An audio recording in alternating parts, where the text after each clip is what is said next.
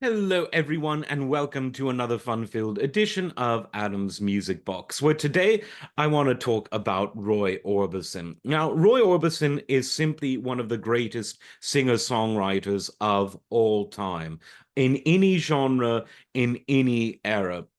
He had it all. He had a voice that was instantly memorable, yet had a lot of dynamic range and stylistic range. He was someone that wrote his own music for the most part, and all of his hit songs that he wrote were all unique. No two really sounded alike. And when he covered other people's songs, he brought an equal amount of originality to them.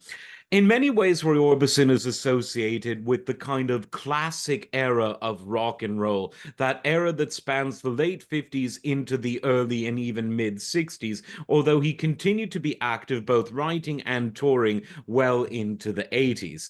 He had a bit of a renaissance, of course, in the mid 80s when, I think it was 87, if memory serves me right, he formed the Traveling Wilburys and became a central part in a legendary supergroup, his voice being possibly the most distinct in a room of very distinct voices. But I want to just talk about the hits that he wrote and how they really are part of sort of the rock and roll standard songbook. There was Crying, which is a wonderful song that he wrote. It's Over, one of the most beautiful songs ever. There's Running Scared, another one of my absolute favorites, an absolute showstopper. Dream Baby, huge hit. Um, let's see what else he did. Blue Angel, another huge hit that he co-wrote. Oh Pretty Woman, which is a song that everyone loves, one of my favorite songs as a kid. And of course, Van Halen did a really memorable cover of it when Roy was still alive, even though the video version was banned from MTV. But hey, Roy Orbison, too hot for TV.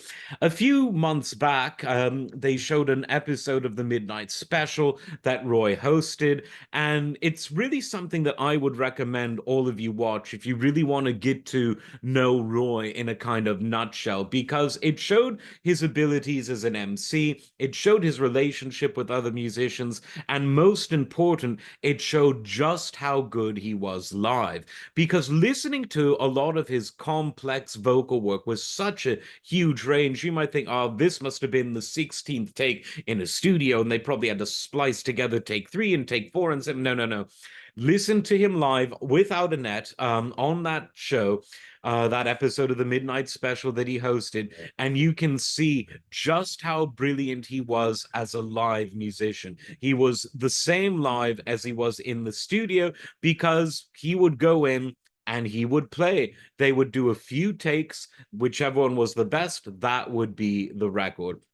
And of course, Running Scared, when he hits the high note at the end in the studio, the legend has it that the studio musicians who were there playing just gazed up and thought, wow, to hit that high note with such peerless ease at the end.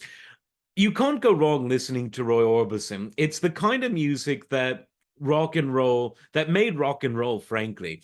The genre obviously grew and changed, and some would say that it strayed from its roots.